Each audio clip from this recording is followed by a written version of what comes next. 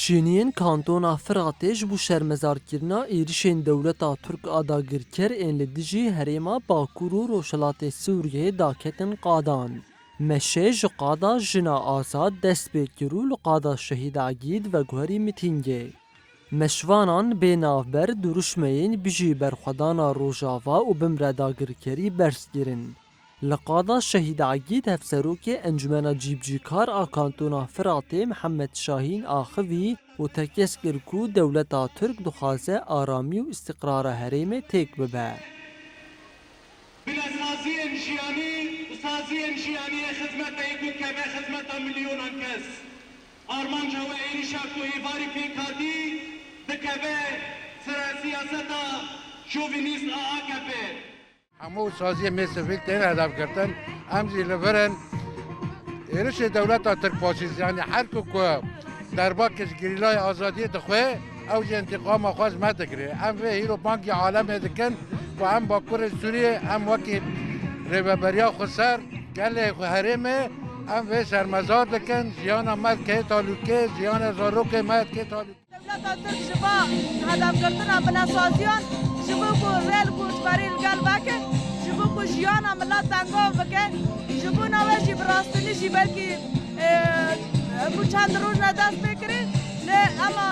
اما وکی گلی باکور رجلات سوری هم با ایشانا شرمزار بکن و هم لقادانه وکی و دیمنن هیرو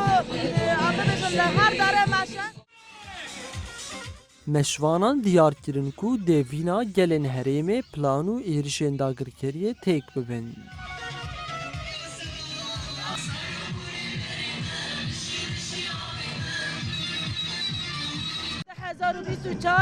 و تکبونا دولت ترک لسر دست ایرادا گلی کرد بیه و تکوشینا گلی کرد جبونا نرخت بپاریزن پارزوان نرخت پاریزن جبونا ویم تکوشین دکن جبونا بس ایریشن دولت ترک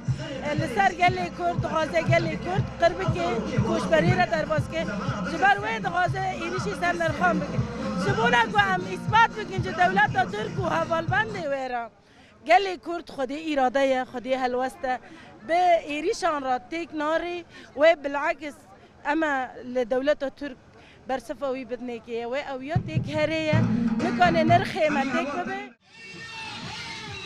Li seranserî herêma Bakur û Rojhilatê Sûriyê êriş têne şermezar kirin û tekezîl sermezenkirina asta berxwedaniyê tê kirin.